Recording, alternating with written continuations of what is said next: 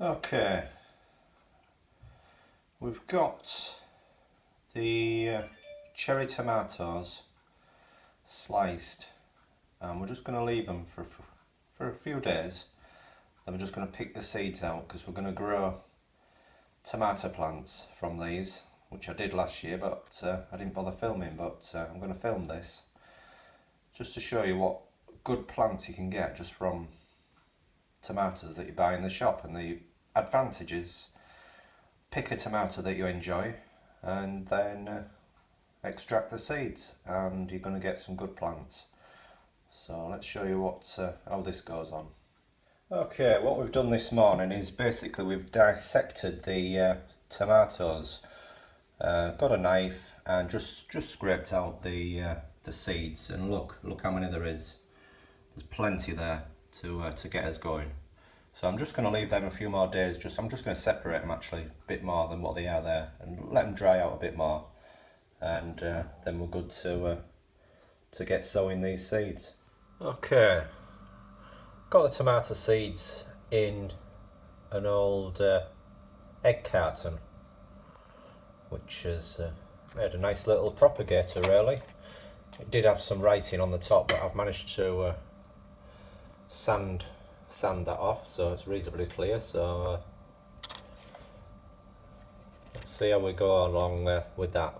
And for compost, it's my own compost. It's not perfect, it's a little bit rough, but it should be the nutrients should be in there to get them seeds going. So let's see how they go. Okay, we're 5 days in to the tomato seeds, and got a couple just sprouting through, look. So a few more days and they'll all be on the way up.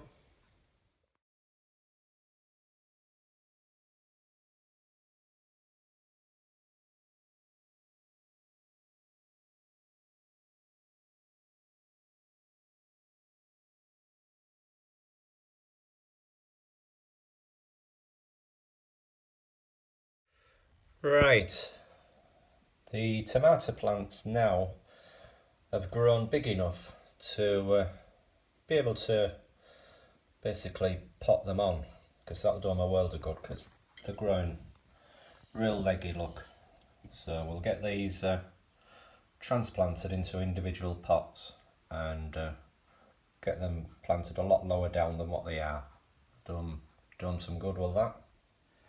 Right, we've dissected the seedlings out of where they were.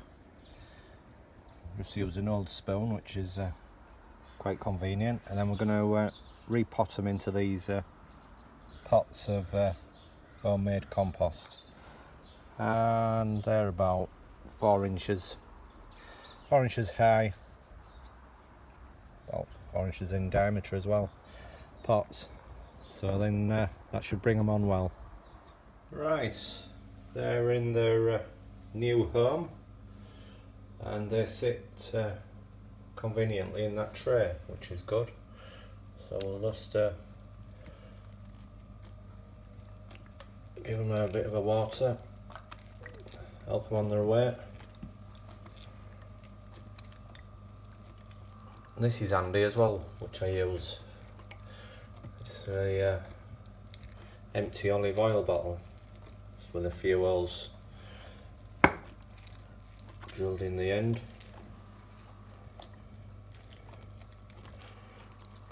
So let's see how they come on now. That'll do them a world of good, will that? You'll also notice that they look buried, basically. They're a long way down, but that'll also do them a world of good as well. Stop them getting too leggy and produce stronger plants with that, I'm hoping. So yeah, I won't be too concerned about planting them low like that. Far better than them sticking out, getting leggy. Right, we're now at 36 days.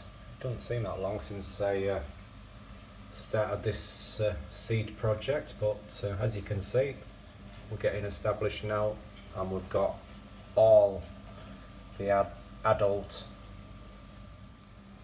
Right, we're now at 36 days, and as you can see, we've now got the mature leaves, and they're starting to hold their own now, looking established. It's surprising now how they'll come along.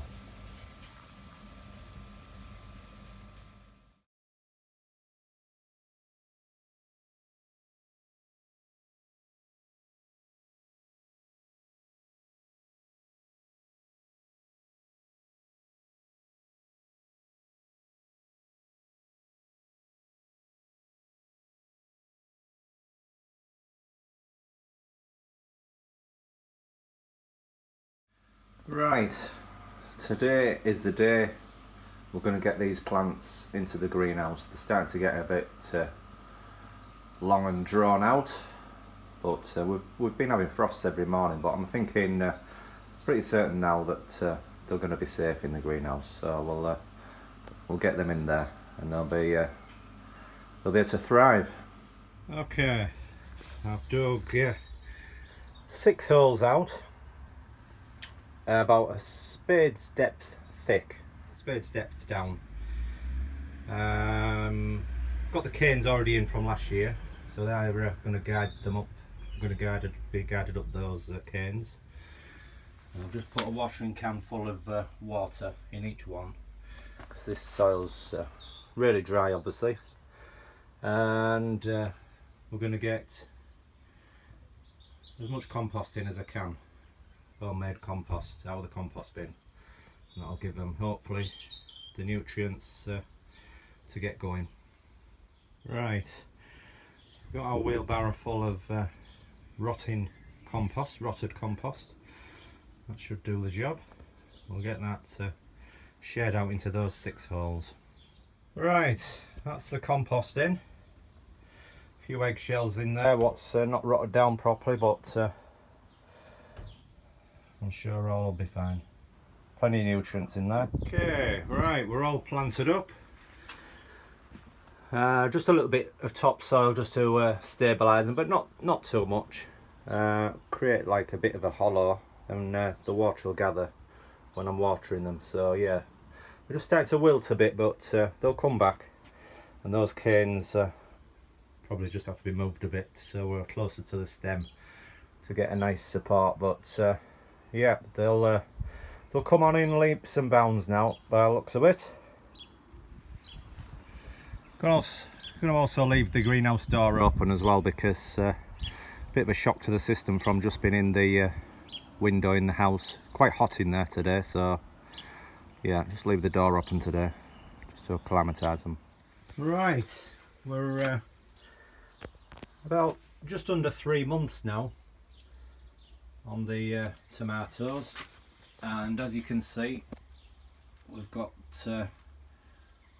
well, we've got 2 trusses actually. Got another one up here, look. But yeah, this is where we're going to get our fruit on the flowers, and keeping an eye on the suckers that grow. I've nipped them all off actually, but yeah, I'll get back to you on that when I've got a few more to pull out. Basically, it's the growth that shoots from the stems there. See if there is one. Oh, I can show you. Typically there isn't. I've nipped them all off, but yeah, you need to keep them cut off to allow the main plant to grow. But yeah, they're coming on well now, look. Plenty of heat in here now. We're sort of like early into June. So yeah, they're coming on good. Right, we're now 3 months into growth from seed, and it's time to nip off the top of the plant. We've got 4 trusses. That's our top one. We'll get them nipped off. Then the plant can concentrate on strengthening up and putting its growth into them 4 trusses and getting them tomatoes ripe. Otherwise, you can carry on and carry on. But yeah, within reason, I think personally 4 trusses is enough. I don't know what the proper say is on that, but yeah. And obviously once the trusses have formed, what I didn't mention earlier on was that's when you want to be putting some feed in, because it's surprising how much feed they need to get fruit in. So we're just going to whip that off there. Look, just basically just bend and cut it. So that's that. And also I was talking about the suckers to take out. I've been taking out these, look, in between. Just pull them off. See if there's any more. Yeah, there's another one there, look, in the middle. If you don't pull them out, they'll grow quicker than the rest of the plant. Another one there. These are not quite got up to that height yet, but I'll keep an eye on them and get them cut off once we've got to the right height.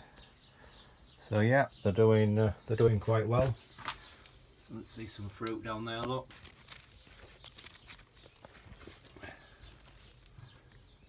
So yeah, they're doing good. So that's where we are up to now.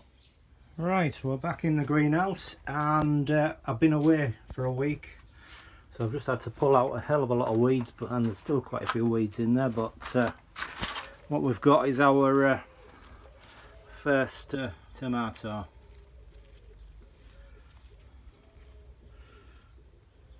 We've got stacks on. We've got another one there as well.